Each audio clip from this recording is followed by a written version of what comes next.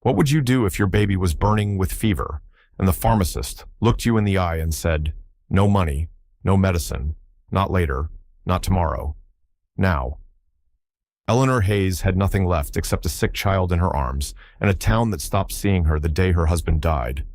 But as she stood in the pharmacy, holding back tears and desperation, someone unexpected stepped forward. Benjamin Carter, a billionaire hiding in a quiet mountain town, grieving a loss he never talks about. He didn't know her. She didn't ask for help. But in that moment, something unspoken passed between them, and nothing would ever be the same. Now imagine it was you. Would you accept help from a stranger who's lost his way? Would you protect your pride or your child? This isn't just a story about a mother's love. It's about human decency, quiet healing, and the kind of connection that doesn't need words to change everything. If this story moves you, if you've ever needed help but were too afraid to ask, like, share, and subscribe to Shining Stories. Now, take a breath and let the story begin. The wind howled outside the small pharmacy in Silver Creek, Colorado, cutting through the early winter dusk like a blade. Snow fell in uneven flakes, blanketing the ground in quiet. Inside, fluorescent lights flickered gently, humming in rhythm with the old radiator that worked too hard for too little heat. The automatic doors slid open with a hiss, letting in a gust of wind and a woman.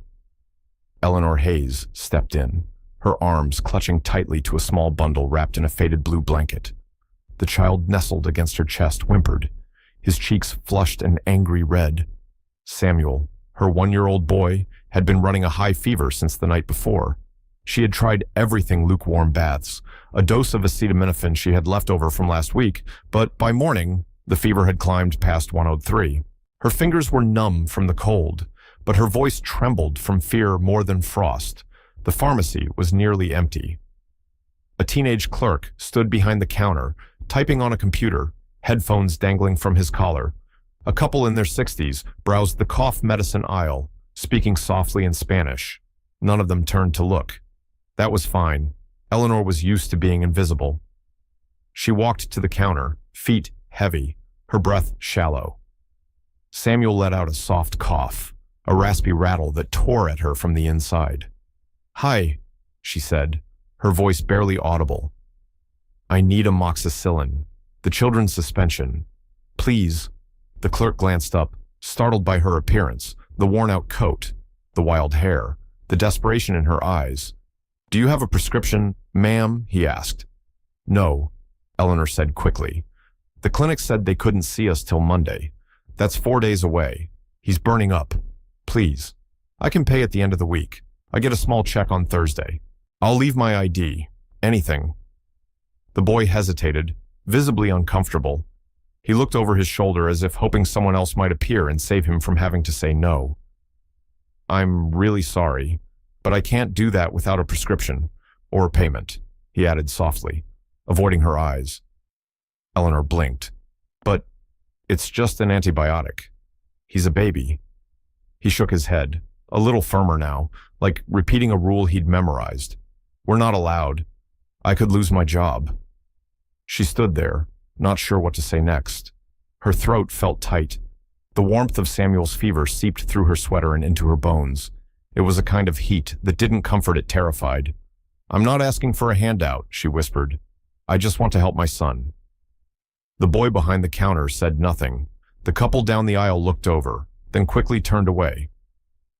A silence fell, one of those thick, awkward silences where it felt like the world had decided to look away. Eleanor felt something break inside. She wasn't sure if it was pride or strength, or simply the illusion that she had more time. "I understand," she said quietly. "I'm sorry." She turned, hugging Samuel closer, and began to walk toward the door, the sound of his wheezing breath loud against her heartbeat. Her eyes stung, but she wouldn't cry. Not here. Then, a voice behind her. Wait. It wasn't the clerk. This voice was older, calmer, commanding. Eleanor stopped. Slowly, she turned. A man stood near the entrance, tall and sharply dressed in a long charcoal coat, with gloves in one hand and snow still clinging to his shoulders. His presence felt out of place. Not just because he didn't look like anyone from Silver Creek, but because he didn't look uncertain. He walked toward them, eyes locked on Samuel. "Is he your son?" Eleanor nodded, clutching Samuel closer. "What's wrong with him? High fever. Over 103. He's vomiting. I think it's a sinus infection." "I'm not a doctor," she added quickly, her voice defensive. "But I know when something's wrong." The man glanced at the clerk, who suddenly straightened like he'd been caught doing something wrong. "She asked for amoxicillin," the clerk muttered, "but she doesn't have a prescription." The man turned back to Eleanor. "Have you tried urgent care? They won't take us without insurance, and the clinic's full till next week." He looked at her for a long moment, not judging, just seeing. Then he nodded. "Come with me." Eleanor's body stiffened. "Why?" "Because I might be able to help." His voice wasn't warm. It was steady, measured, but there was something in it that didn't sound rehearsed. No pity, no superiority, just clarity. Eleanor hesitated. Samuel whimpered again. His forehead was slick with sweat. Without another word, she followed the stranger toward the back of the pharmacy. The hallway behind the pharmacy counter was narrow, lined with beige tiles and humming refrigeration units, the kind of place customers never saw. The stranger led Eleanor to a small consultation room, bare, functional, but warmer than the front of the store. He pulled a chair from the corner and gestured for her to sit. She hesitated before carefully lowering herself, still holding Samuel in her arms. The man didn't speak right away. He took out his phone and made a quick call, speaking in a clipped, low tone. "This is Benjamin Carter. I need Dr. Langley at the Silver Creek store. Urgently. Pediatric. Yes. Now." When he hung up, he looked at Eleanor. "I'm not a doctor, but I own this place, and I have some pull." Eleanor blinked, unsure how to respond. "You own the pharmacy." He nodded, and a few others. She didn't know whether that made her feel safer or more vulnerable. Samuel stirred restlessly, letting out a soft whimper. She tried rocking him gently, but the sound of his congested breathing had grown harsher. Benjamin noticed. "I've already sent for help. Dr. Langley will be here in 10 minutes. He's good." Eleanor didn't know what to say. Her instinct told her to remain guarded. She wasn't used to kindness that came without strings. Not in this world, especially not from someone like him, impeccably dressed, clean-shaven, with eyes that seemed to measure everything. "Why are you doing this?" she asked finally, voice wary. He looked at her. "Because your son needs help, and because I can." Simple words, but they stirred something in her. Not trust, at least, not yet. But something close. Maybe the faintest spark of belief that someone still noticed the quiet kind of suffering. "I'm not used to people stepping in like this," she said. Benjamin's gaze lingered on her for a beat longer than expected. Maybe they should. Silence settled between them. Not awkward, but thick with the weight of all the things unspoken. Outside, wind rattled against the window, and the whir of the heater filled the space. Samuel let out another wheezing cry. Eleanor looked down, her hands shaking. The blanket was damp from sweat. Her heart clenched. "I should have done something sooner," she whispered, guilt slipping through her voice. "I thought the fever would break." Benjamin sat across from her now. He didn't say anything for a moment, just watched her with a calm, composed presence, not pitying, observant. "You're here now," he said. Eleanor nodded, but didn't answer. She was still trying to read him. He had that kind of calm that made her feel both comforted and cautious, not cold, but tightly wound, like someone who carried grief the way others carried watches, invisible, but always ticking. Then the door opened. Dr. Langley stepped in, a man in his 50s, with silver at his temples and kind eyes. He smiled at Benjamin, then at Eleanor. "Let's see this little fighter." Eleanor reluctantly let Samuel go, placing him on the small exam table. The doctor worked quietly, checking vitals, listening to his lungs, asking soft questions about when the symptoms began.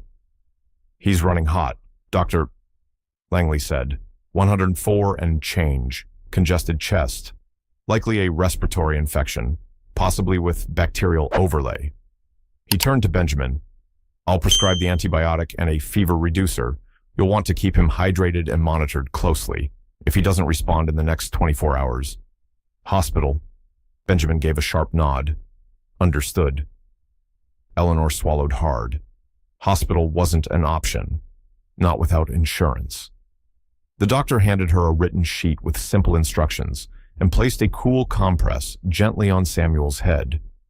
When he was gone, Eleanor sat back in the chair, rubbing her temples. Her exhaustion was more than physical. It was the kind that wrapped around your bones. You don't have to stay, she said softly, not looking at Benjamin. I know, he replied, but I will. And something about the way he said it, quiet, unfazed, made her eyes sting with tears she didn't let fall. She hadn't had a partner in anything for a very long time. Every decision, every mistake, every sleepless night had been hers alone. And now, a stranger in a winter coat sat beside her like it wasn't unusual at all. What do you do, she asked, when you can't tell if someone is being kind or dangerous? Benjamin didn't smile, but his voice was gentle. You listen, not to what they say, but how it makes you feel. She turned her head toward him. He met her eyes. And in that moment, something shifted just slightly, like a door creaked open, not wide, but enough for light to spill in. The snow was falling heavier now, casting Silver Creek in a slow, muffled silence. Through the small window of the pharmacy's back room, Eleanor watched the flakes swirl in the amber light of the parking lot lamps. She had draped Samuel's blanket over her knees, holding him close to her chest again, his tiny body softer now, breathing deeper. The fever hadn't broken, but it had stabilized. For now, that was enough. Benjamin sat across the room, legs crossed, one hand on his phone screen though he wasn't really reading. His overcoat hung neatly on the back of the chair, and his scarf was folded with the kind of precision that suggested he was a man who left nothing to chance. Yet, here he was, in a cramped consultation room behind a rural pharmacy, watching a waitress cradle her feverish baby. Silver Creek isn't exactly the place I'd expect to find someone like you, Eleanor said quietly, her voice raw from exhaustion. Benjamin looked up. It wasn't part of the plan. She waited, unsure if he would say more. When he didn't, she ventured. Are you here for business? He nodded. I own the Carter Wellness Group. We just acquired this chain 2 months ago. I came to audit distribution lines. Didn't expect to walk into a moral crisis. That last line was dry, almost sardonic. But Eleanor caught the flicker in his eyes. Not everything he said was a shield. Some things were confessions in disguise. She leaned her head back against the wall, her eyes fluttering closed for a second. So, you're the one with the power, she murmured. I have some, and the money. Yes. Then why do you look like someone who hasn't slept in years? That made him pause. Not offended, just surprised. Benjamin looked down at his hands, fingers interlaced. The silence stretched. Eleanor opened her eyes slowly, curious and wary. I lost someone, he said at last. A child, not mine, my nephew. I helped raise him after his mother, my sister, struggled with addiction. He was 2 years old when we found out he had leukemia. It was aggressive. His voice didn't tremble, but his jaw set a little too tightly. He died before his 3rd birthday. We did everything we could, all the resources, all the medicine, but we couldn't save him. Eleanor watched him carefully. No dramatics, no self-pity, just wait. A man wearing invisible armor forged from things he couldn't protect. I'm sorry, she whispered. He gave a single nod. After that, I left the company my father built, started my own, built something better, but the guilt never leaves. She understood that. Not the loss of a child, thank God, but the guilt, the way it nested in your chest like a bird you never invited, refusing to leave. I think it matters, she said, that you stayed. Most people don't. Benjamin looked at her, a flicker of something more vulnerable in his expression. I don't like helplessness, he said. So when I see it, I move. Even when it's not your fight, especially then. Eleanor let those words sink in. She didn't know what to make of this man not yet, but she knew enough to recognize someone haunted by their own compass, and that, oddly, made her feel less alone. Samuel stirred again, whimpering softly. She adjusted his position, brushing a hand over his damp curls. "You're good with him," Benjamin said suddenly. Eleanor looked up. "I'm just doing my best." "It shows." They sat in a kind of quiet that didn't need to be filled, the kind that formed when two people shared enough pain to understand each other, even without the details. Then, Benjamin stood and walked over to the cabinet near the sink. He pulled out a plastic bottle of water and a clean towel, handing them to Eleanor. "For you," he said simply. "You look like you haven't had water all day." She took the bottle, embarrassed by how grateful she felt. "Thanks." He nodded, then leaned against the wall nearby. "You don't owe me anything," he added, reading her thoughts before she spoke them. "That's a hard sentence to believe." "I know," he said, "but I'm saying it anyway." She looked at him again. In the dim lighting, with snowlight reflecting behind him, he didn't look like a man trying to rescue anyone. He looked like a man trying to remember what it meant to care.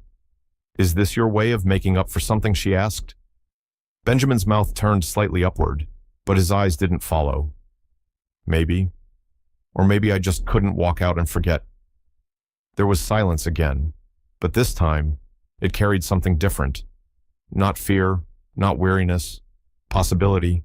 The town pharmacy, though modest and a little outdated, became a sanctuary that evening, outside.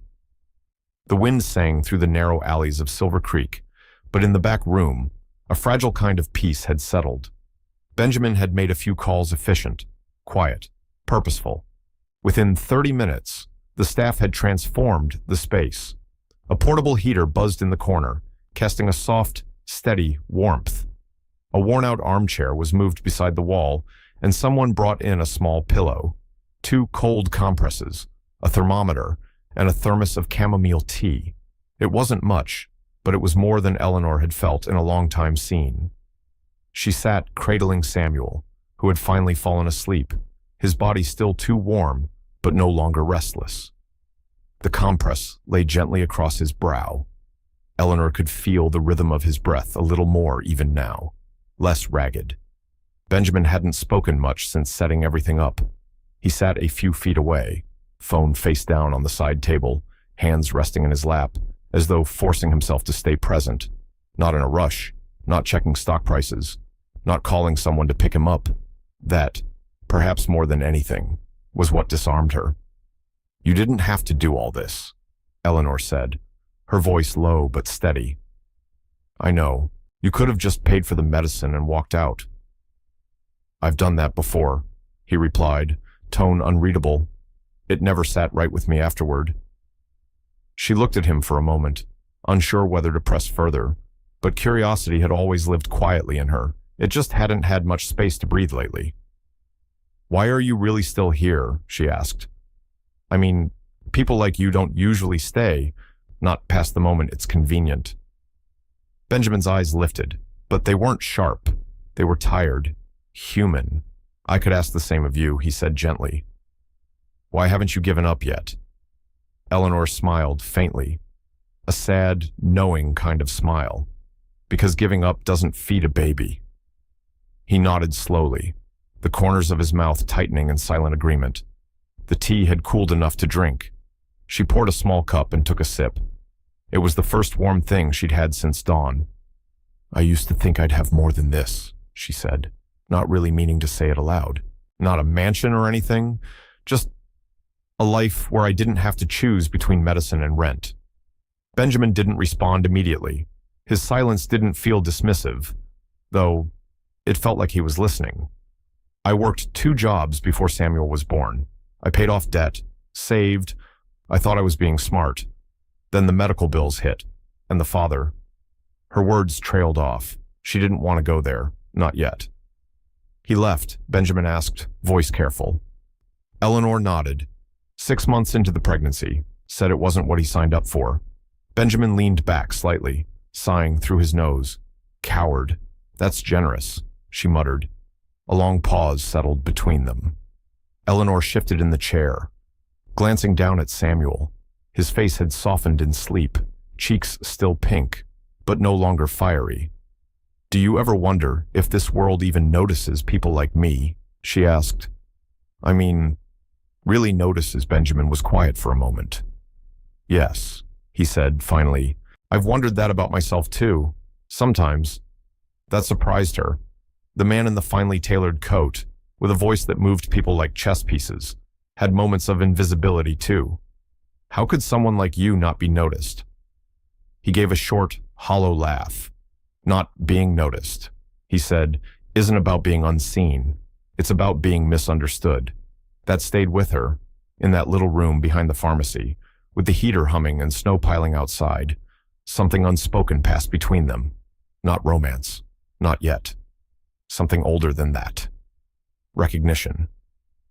He stood slowly and walked to the small window, looking out into the snow. You know, he said, most of my life has been planned, scheduled, controlled, but today, I didn't plan to be here, and I'm not leaving because it feels like I'm exactly where I need to be. Eleanor didn't answer. She just looked down at her son, her whole world, wrapped in a blue blanket, and then at the man who had stepped into her storm, not with answers, but with presence. And sometimes, that was the rarest thing of all. The wind outside had softened, becoming less of a scream and more of a sigh. Eleanor noticed it only in passing. Her mind was elsewhere, floating between the fatigue in her limbs and the steady, rhythmic breathing of Samuel asleep in her arms. She hadn't realized how long she'd been staring at the wall until Benjamin spoke. Where do you go? He asked quietly. When you drift off like that. His voice wasn't invasive. It felt like a gentle knock on a closed door. She turned toward him slowly, half smiling. I go to the version of my life that didn't break apart. Benjamin nodded, resting his elbows on his knees. What does that look like? Eleanor looked down at Samuel, brushed a curl from his damp forehead. It looks like a small house with a working heater. A kitchen where I don't have to decide between paying for food or keeping the lights on. A backyard where he can run barefoot without broken glass under the grass. Benjamin's gaze didn't waver. Sounds like you had to let go of a lot. I didn't let go, she said. Life just peeled it off, layer by layer, until all that was left was this. She didn't say it bitterly. There was no sharpness to her voice, only the dull ache of someone who had learned to survive instead of dream. Benjamin leaned back in his chair. You ever think of leaving Silver Creek? Eleanor chuckled softly. With what money and to go where this town may be small, but I know which diner will let me sit and feed my kid without ordering. I know which neighbors leave hand-me-downs on my porch. It's not much, but it's something. He studied her face a moment, then asked something unexpected. Were you always this strong? Eleanor didn't answer right away. That word strong, it carried so many layers. People used it like a badge, but sometimes it felt more like a bruise. No, she said finally. I used to cry over spilled coffee, missed buses, bad haircuts. I thought heartbreak was when someone didn't text back. She paused, then added, but now I know heartbreak is carrying a child who's burning up, knowing you can't afford the medicine that might bring the fever down. Benjamin didn't speak. His silence wasn't empty, it was full of something else, something unspoken but heavy. I'm not brave, Eleanor whispered. I'm just a mother, and that means I don't get to fall apart. He nodded slowly, visibly moved. Then he stood, walked over to the counter where someone had left a folder of papers and a notepad. He picked it up, paused, then turned to her. Can I show you something? She hesitated. Okay. Benjamin handed her the folder. Inside were mock-ups, charts, and outlines of a program he had started building through his wellness company, a pilot project offering subsidized health care in rural areas. I've been pushing this through for months, he said, but it always gets stalled in red tape. My board thinks it's bad for profit margins. Eleanor flipped through the pages slowly. It wasn't just theoretical. There were implementation plans, testimonies from other towns, Budget proposals. Why are you showing me this? Because you're exactly the kind of person this is for. Someone who falls through the cracks. Someone the system forgets. She looked up at him, eyes narrowing slightly. So, I'm a case study now. Benjamin shook his head. No, you're a reminder of why I started this, of why it matters. A quiet moment passed. Then Eleanor said something he hadn't expected. What happened between you and your father? Benjamin stiffened, just slightly, not offended, just bracing himself. Everything, he said, and nothing. That's not an answer. He sighed, walking back to his seat. My father built Carter Pharmaceuticals, the empire, the money, the name. He believed in control, image, and results. When my nephew died, and I wanted to shift company focus toward patient-centered care, he called it weakness. Eleanor watched him closely. I walked away. Benjamin continued. Started from scratch. We haven't spoken in years. But I still hear his voice sometimes, especially when I'm about to make a choice he would hate. And helping me is one of those choices. It's the loudest echo. The heater hummed on. Somewhere outside, a truck rumbled past on snowy tires. Inside, two people sat in the middle of a story neither had planned to write together. You don't owe me anything, Eleanor said softly, echoing his earlier words. I know, Benjamin replied, but I owe something to the part of me that still believes in doing the right thing. Even if it's complicated, even if it costs. She exhaled slowly. Samuel stirred and whimpered, and she rocked him gently until he settled again. Then, without looking up, she asked, What do you want from me, Benjamin? Her voice wasn't defensive, it was tired. Honest. A question born from too many disappointments. He didn't answer right away. When he did, it was soft, measured, maybe just the chance to prove that not all men leave when it gets hard. Eleanor looked up, startled by the vulnerability in his voice. And in that fragile, uncertain moment, the kind that lives in the quiet between one breath and the next, something shifted again. Not trust, not yet, but the possibility of it. It had been 48 hours since the night at the pharmacy, but to Eleanor, it felt like weeks had passed. The fever had broken sometime early the next morning, and Samuel was now steadily recovering his appetite, returning in small spoonfuls of applesauce, and his giggles returning with the flicker of cartoons on the dusty TV in their modest apartment. Still, the exhaustion didn't lift, not from her body, not from her mind. And then, it came. A plain brown envelope slid halfway under her apartment door, no stamp, no name, no noise. She stared at it for a long time.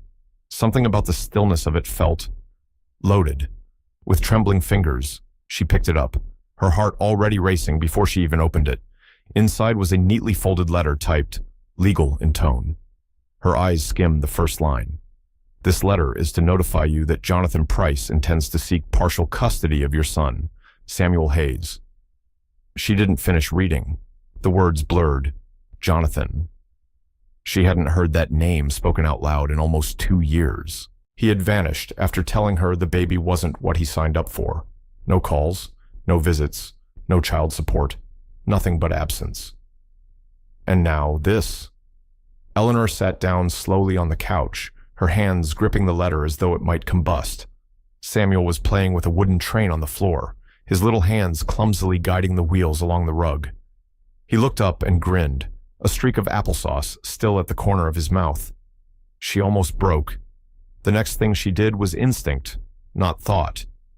She grabbed her phone and scrolled to Benjamin's number. Her thumb hovered over the screen for half a second. Then she pressed call. He answered on the second ring. Eleanor, I need you, she said. Please. Just come. There was silence on the other end, followed by a low, firm reply. I'm on my way. 20 minutes later, Benjamin stood at her door. His coat was dusted in fresh snow, his expression quiet, controlled, but his eyes searched hers with urgency. She didn't speak. She just handed him the letter. He read it slowly, jaw tightening as he reached the second paragraph. He's hiring lawyers, she whispered. He says he has a stable income now, a new apartment, resources. He wants to prove he can offer Samuel a better future. Benjamin's eyes darkened. He abandoned you. She nodded. No contact, no help, nothing. He handed the letter back with care, as if it were a ticking device. We'll fight this, he said. You're not alone in this. But Eleanor pulled back, pacing the living room now, her voice rising. You don't understand. He has money now. He'll have lawyers who know how to twist everything. My apartment, my bank statements, the hours I work. He'll make me look unfit. Benjamin stepped forward, calm but resolute. Then we make sure he doesn't. And how do you know what it's like, she snapped, tears brimming. To be judged before you even open your mouth. To have everything you've done every night you didn't sleep. Every dollar you pinched turned into evidence against you. I don't, Benjamin said quietly. But I know what it's like to be used. And I know what it means to stand up when someone else can't afford to fall. Eleanor turned away, biting her lip to keep from sobbing. I can't lose him. Benjamin, he's all I have. Benjamin stepped closer. His voice was soft now, but laced with steel. Then we don't let them take him. She looked at him, her face streaked with pain, suspicion, and something else, something hesitant and searching. Why does this matter so much to you? Benjamin didn't answer right away. He took a deep breath. Because this is not the first time I've watched a child be taken from the only person who truly fought for them. Eleanor's breath caught. What do you mean? Benjamin sat down, speaking slowly. My nephew's father, my sister's ex, came back when the boy got sick. Not to help, to save face. He made everything harder, delayed treatments, took legal action to gain access. It wasn't about love. It was about ownership, power, image. He looked at her now, eyes fierce and glinting. I watched my sister break under that pressure. I watched her cry herself to sleep while he walked around telling people he was doing the right thing. He didn't lift a finger to save his son, but he knew how to look good in court. Eleanor's tears finally spilled over. And what happened? Benjamin's voice dropped. We lost the boy. And after that, she left. I haven't heard from her in 4 years. Silence filled the room, thick and unsteady. Then Eleanor whispered, So this isn't just about me. No, he replied. It never was. The room stood still, the wind whispering against the windows. Eleanor sat beside him, their knees nearly touching. She looked down at Samuel, who had now fallen asleep curled up on the carpet, his hand still gripping the tiny wooden train. I don't want your pity, she said. You don't have it, Benjamin answered. And I don't want to owe you. You won't. Then why are you here? He looked at her, his eyes steady and bare. Because I won't let you do this alone. 3 days had passed since the letter arrived, and Eleanor hadn't slept more than a few hours total, between court forms, notarized documents, and consultations with a local legal aid. She was drowning in unfamiliar terminology and the gnawing fear that none of it would be enough. Benjamin, true to his word, had not left her side. He brought a new stroller when hers broke, left home-cooked meals at her door when she forgot to eat, made calls to attorneys in Denver who didn't flinch at high-profile cases. But this wasn't just high-profile, it was personal. And today, it got worse. Your ex's legal team has filed for an expedited hearing, Benjamin said, placing a folder on her kitchen table. They claim urgency based on the child's medical condition and the need for stable, two-parent support. Eleanor's stomach clenched. That's exactly what I feared. They're using Samuel's illness as leverage. Benjamin didn't reply right away. His jaw had tightened the moment he walked in. There's something else, he added quietly. Eleanor's eyes narrowed, while Benjamin sat down slowly. The air around him shifted. He was composed, but there was weight in his silence. My father is involved. Eleanor blinked. Your father? Benjamin nodded, his expression unreadable. Harold Carter. He's funding Jonathan's legal campaign through a holding company, indirectly, but the trail's clean enough to confirm it. She stared at him, trying to wrap her mind around it. Why would he? Because he's trying to get to me. Eleanor shook her head, confused. What does this have to do with you? Benjamin's voice was low, steady.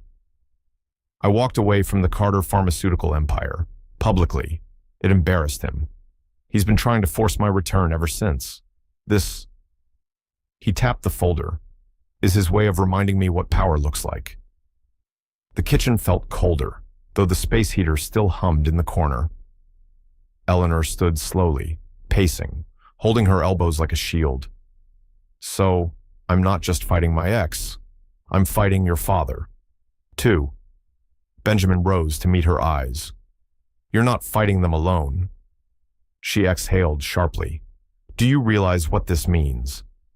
Benjamin, they're going to dig into everything. My pay stubs, my missed bills. They'll twist my parenting into negligence. They'll try. And if they win, he stepped closer, not with pity, but resolve. Then they'll learn what it means to lose something money can't buy. Eleanor bit her lip, staring down at her chipped kitchen floor. I can't afford a war. Benjamin, I don't have the stamina, or the clean history, or the friends in high places. You have me. She looked at him, really looked, and saw the tension in his eyes, the burden of a fight that went deeper than even she understood. What does your father want from you? She asked. Benjamin's gaze turned distant. Control, legacy, compliance. He thinks compassion is a weakness. He believes helping people like you makes me look soft. Eleanor crossed her arms. And you're okay dragging me into that I didn't drag you into anything. He did. A long silence fell between them.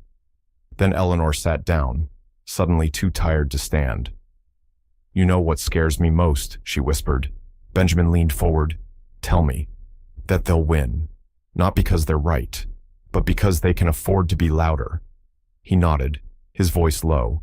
Then we make truth louder, just then. Samuel toddled into the kitchen, clutching a toy truck.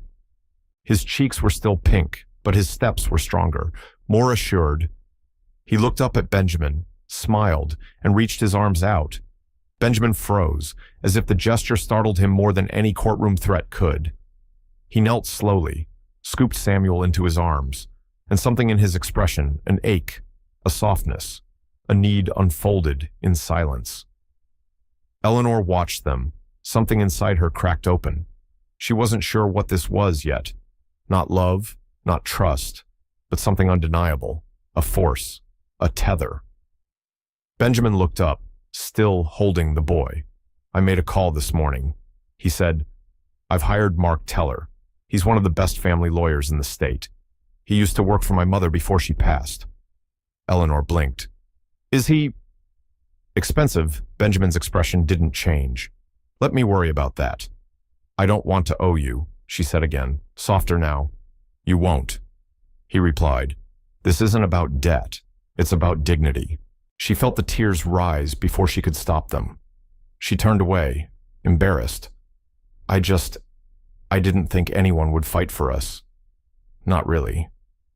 Benjamin stood, holding Samuel like he'd done it 100 times. Well, he said, voice calm. You were wrong.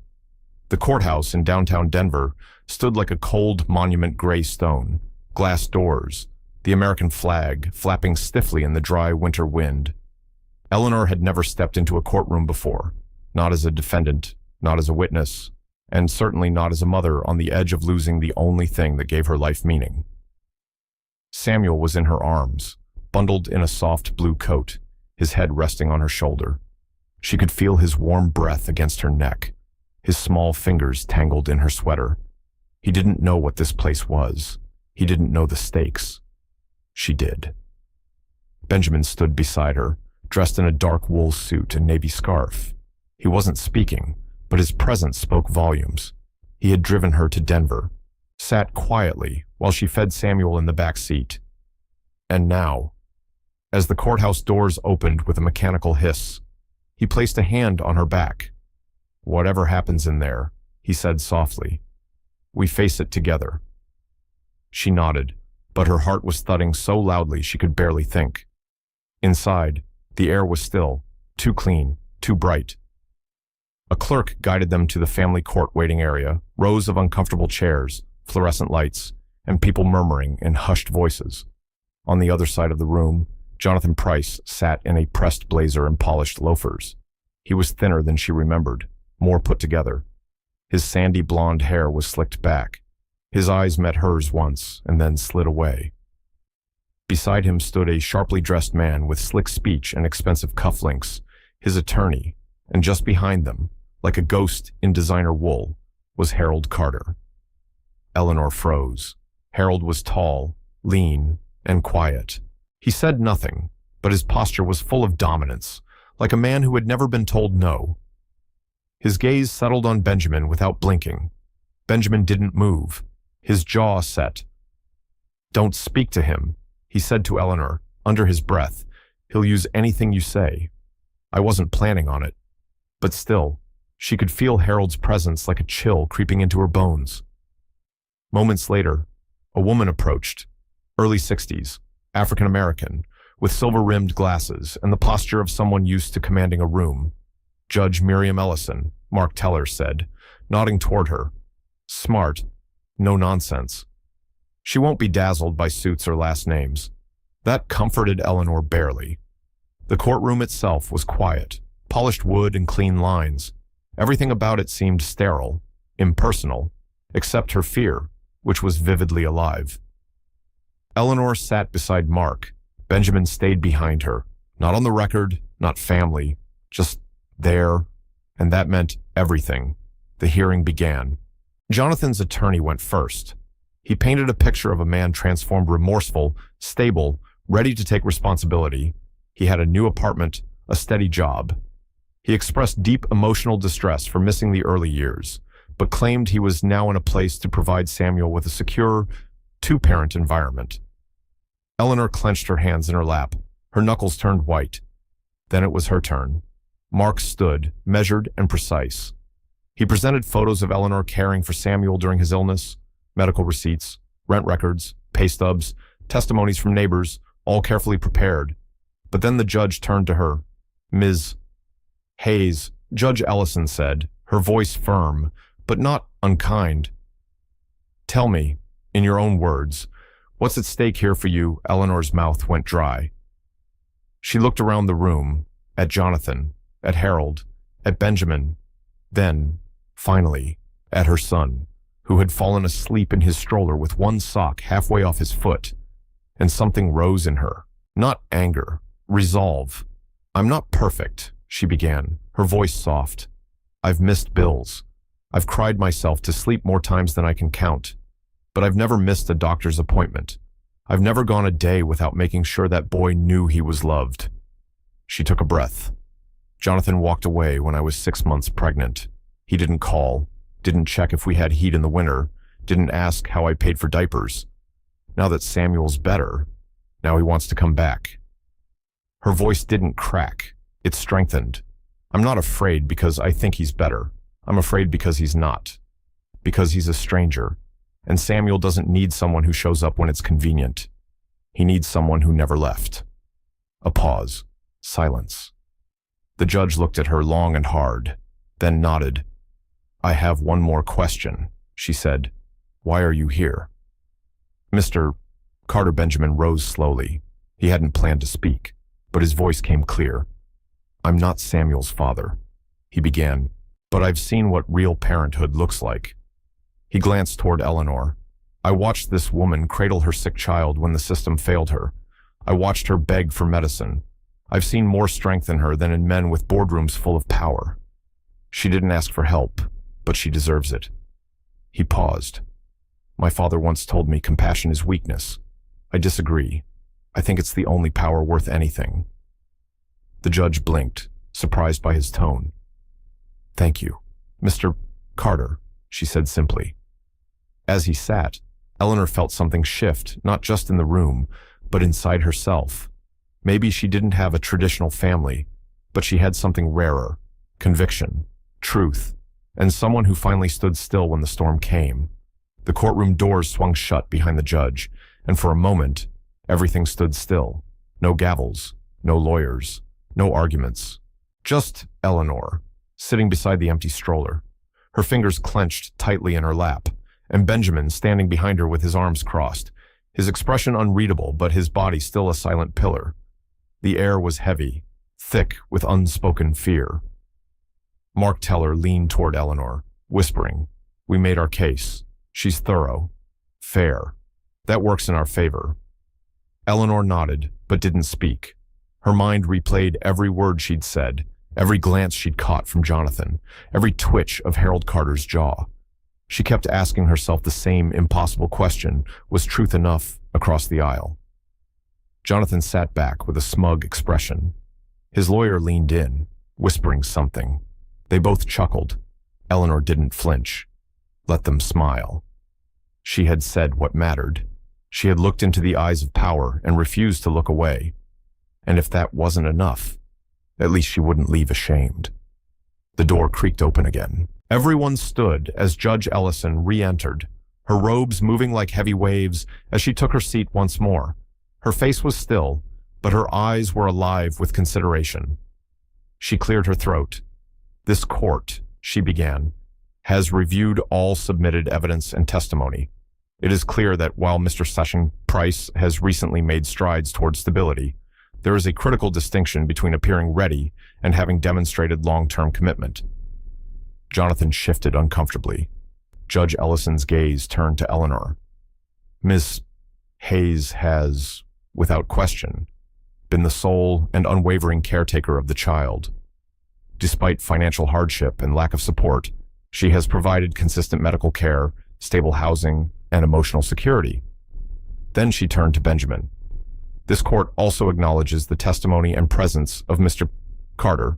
While he is not a legal guardian, his willingness to support this family without claiming ownership speaks volumes about his intentions and values." Eleanor held her breath. Judge Ellison looked at Jonathan one last time. "Based on these facts, the court denies the petition for shared custody." A pause. "Full custody remains with Ms. Eleanor Hayes." The words hit like thunder, and yet so softly. Eleanor blinked, not because she didn't understand, but because she almost couldn't believe it. Her body sagged in relief, not in weakness, but in release. Like a thread that had been pulled too tight for too long, finally went slack. Beside her, Benjamin exhaled, just once, quietly. Across the room, Jonathan stood abruptly and stormed out, his lawyer chasing after him, but Harold Carter remained seated. He looked at Benjamin, his expression blank. Then, slowly, he rose, buttoned his coat, and walked over not to Eleanor, but to his son. "You think this was a win?" he asked, voice like cold steel. Benjamin stared at him. "I know it was." Harold gave a short, disdainful laugh. "You threw away legacy for a waitress and a child that isn't yours." Benjamin's tone didn't rise. It didn't need to. "I walked away from a legacy built on silence, on fear, on control." He glanced toward Eleanor. "And I'm standing with someone who reminds me what real strength looks like." Harold's jaw tightened. "You'll regret this." "No," Benjamin said softly. "You will." Harold Carter turned without another word and disappeared into the hallway. It was over, but it was also just beginning.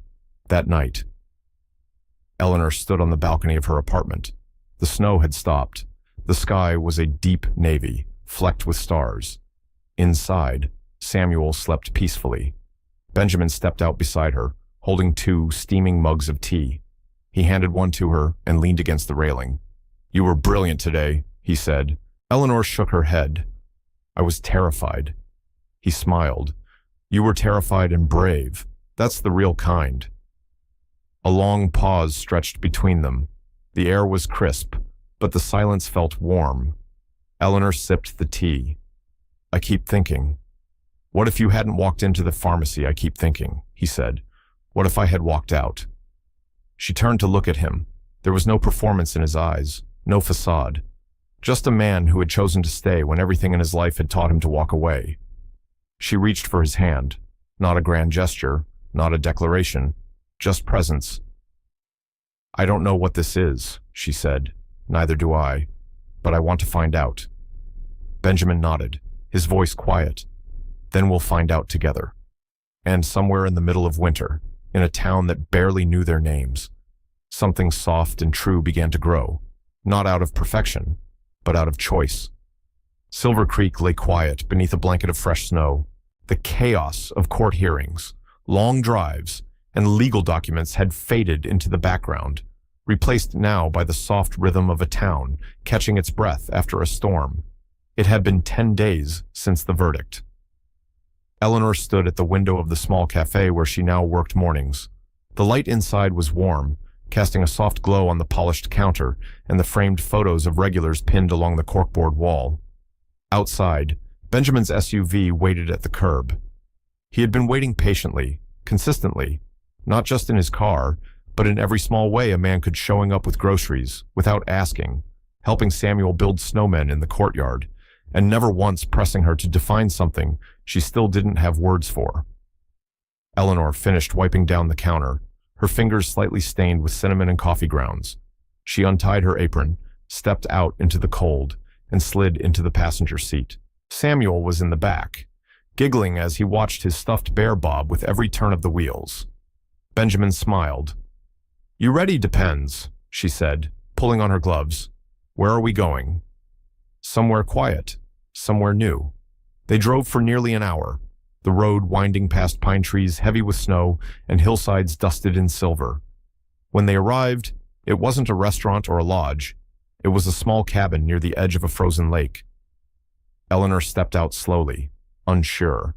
Benjamin walked beside her, his boots crunching the snow. "I used to come here with my nephew," he said, "before everything changed. We used to throw stones on the lake, even when it was frozen solid. I thought maybe it was time for new memories." She didn't say anything. Her eyes roamed the clearing, the empty dock, the way the snow clung gently to the rooftop, like a quiet promise. Inside the cabin, there was nothing extravagant. A fireplace, a wooden table, a pair of thick blankets folded at the edge of a couch, and on the table, a picnic. Apples, soup, crusty bread, tiny cookies shaped like stars. Eleanor laughed softly. "You didn't." "I did," Benjamin said, removing his gloves. "Samuel deserves a celebration." They laid out the food while Samuel rolled on a rug near the fireplace, babbling to himself as if narrating an adventure only he could hear. For a while, no one said anything. They ate in peace. They smiled. And then Eleanor turned to Benjamin, her voice quieter than usual. "Do you ever wonder if we're too different?" He met her eyes, every day, and it doesn't scare you. Of course it does. She looked down at her tea, swirling it gently in the cup. "But you stayed." Benjamin leaned closer, his voice barely above a whisper. "Because love doesn't always look like fireworks.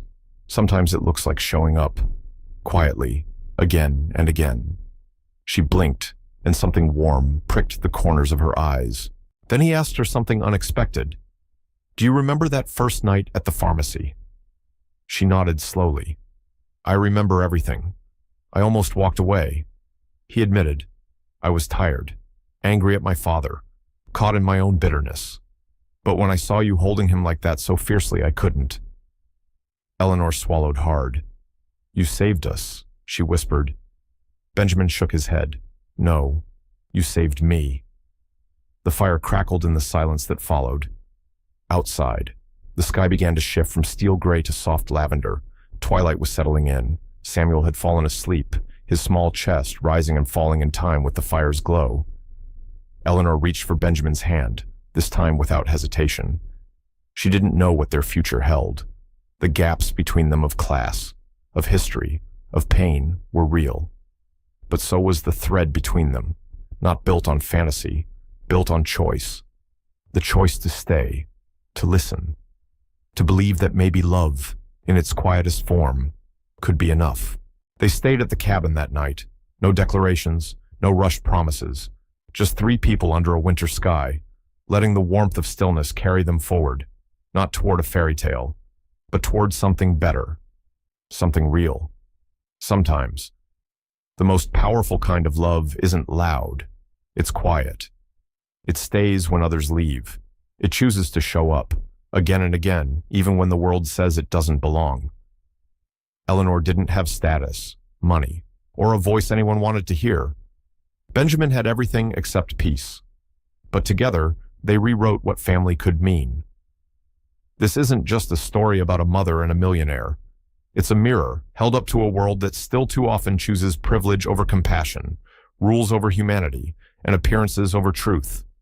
It reminds us that every day, people like Eleanor are judged not by their hearts, but by their paychecks.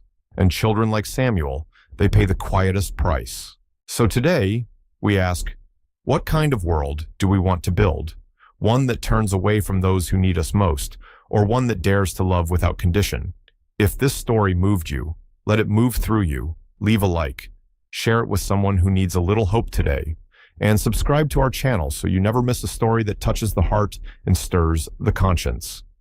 This was Shining Stories, where every story shines a light. We'll see you in the next one.